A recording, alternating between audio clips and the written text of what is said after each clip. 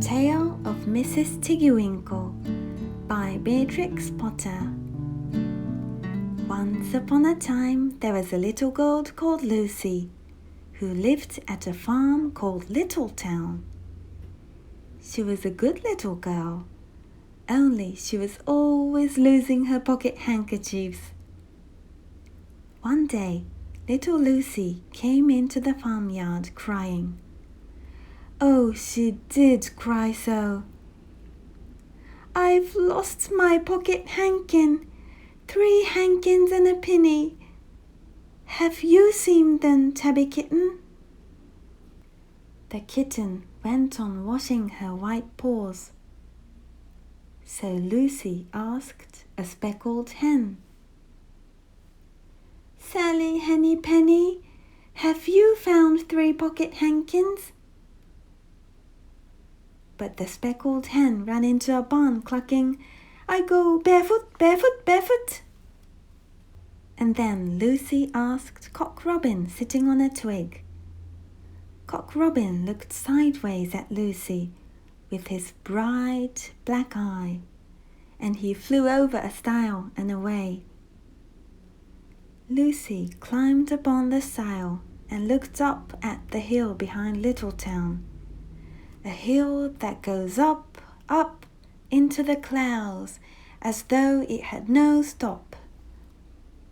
And a great way up the hillside, she thought she saw some white things spread upon the grass. Lucy scrambled up the hill as fast as her stout legs would carry her. She ran along a steep pathway up and up, until Little Town was right away down below. She could have dropped a pebble down the chimney.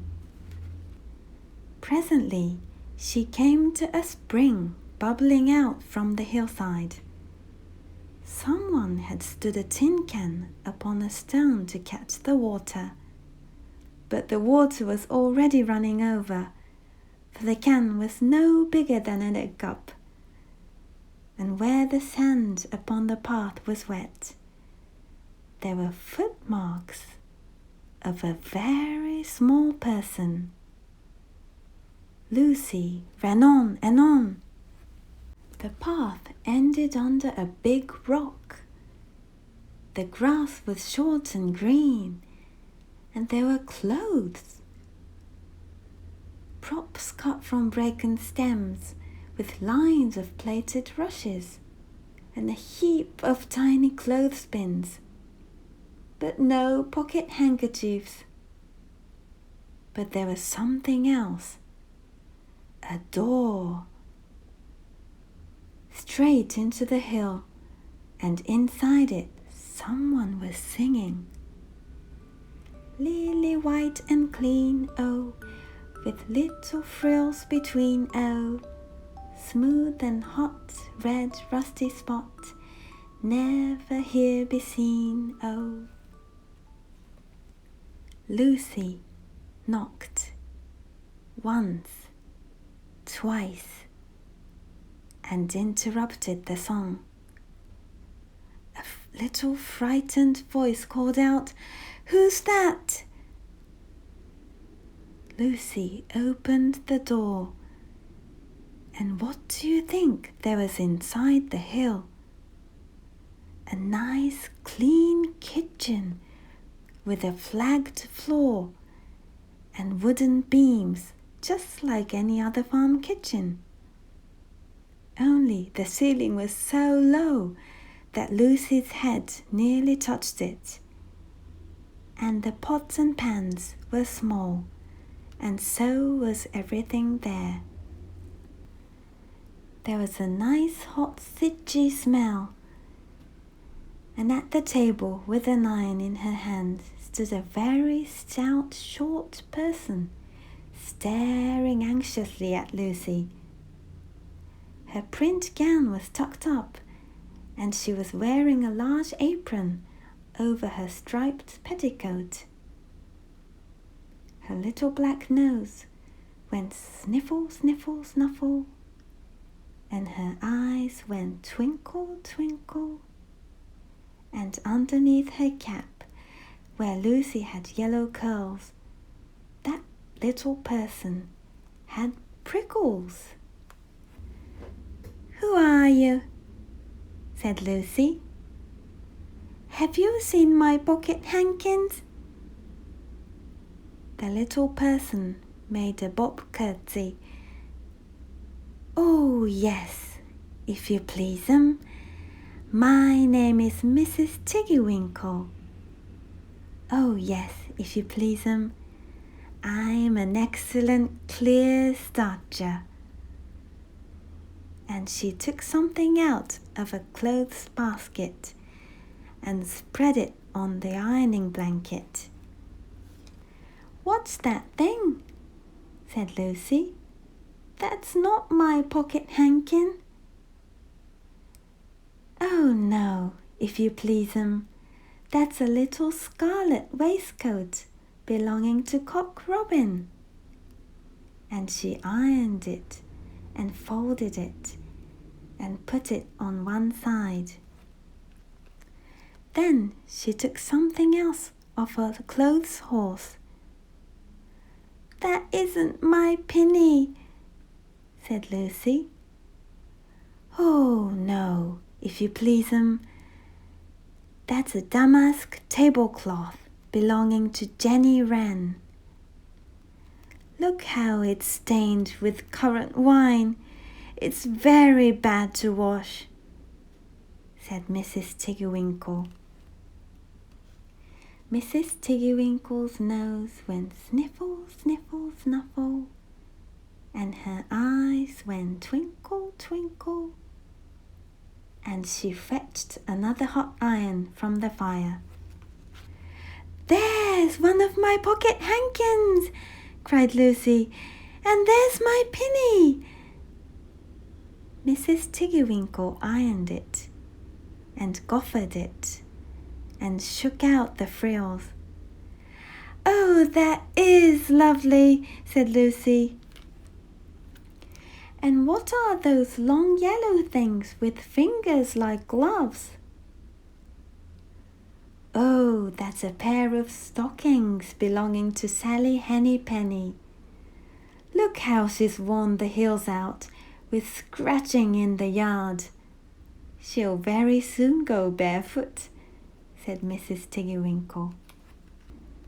"Why, there's another handkerchief, but it isn't mine. It's red." "Oh, no, if you please 'em. That one belongs to old Mrs. Rabbit, and it did so smell of onions. I've had to wash it separately. I can't get out the smell." "There's another one of mine," said Lucy. "What are those funny little white things?" "That's a pair of mittens belonging to Tabby Kitten.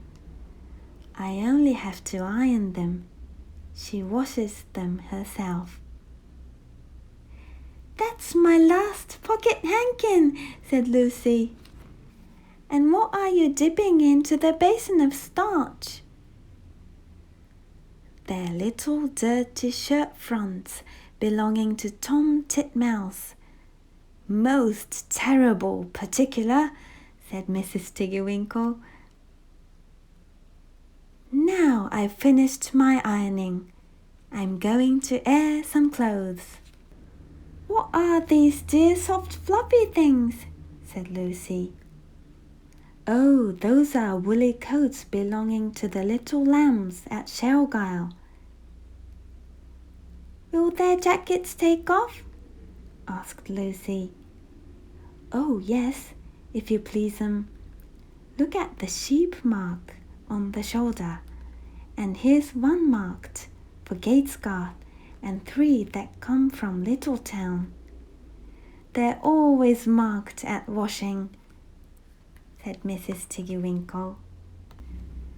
And she hung up all sorts of sizes of clothes, small brown coats of mice, and one velvety black moleskin waistcoat, and a red tile coat with no tail belonging to Squirrel Nutkin, and a very much shrunk blue jacket belonging to Peter Rabbit, and a petticoat, not marked, that had gone lost in the washing.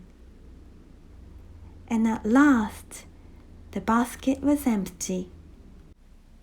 Then Mrs. Tiggy Winkle made tea, a cup for herself and a cup for Lucy. They sat before the fire on a bench and looked sideways at one another. Mrs. Tiggy Winkle's hand holding the teacup was very, very brown and very, very wrinky with the soap suds. And all through her gown and her cap there were hairpins sticking wrong end out, so that Lucy didn't like to sit too near her. When they had finished tea, they tied up the clothes in bundles, and Lucy's pocket handkerchiefs were folded up inside her clean pinny and fastened with a silver safety pin. And then they made up the fire with turf, and came out and locked the door and hid the key under the doorsill. Then away down the hill trotted Lucy and Mrs. Tiggy Winkle with the bundles of clothes. All the way down the path little animals came out of the farm to meet them. The very first that they met were Peter Rabbit and Benjamin Bunny. And she gave them their nice clean clothes, and all the little animals and birds were so very much obliged to dear Mrs. Tiggy Winkle.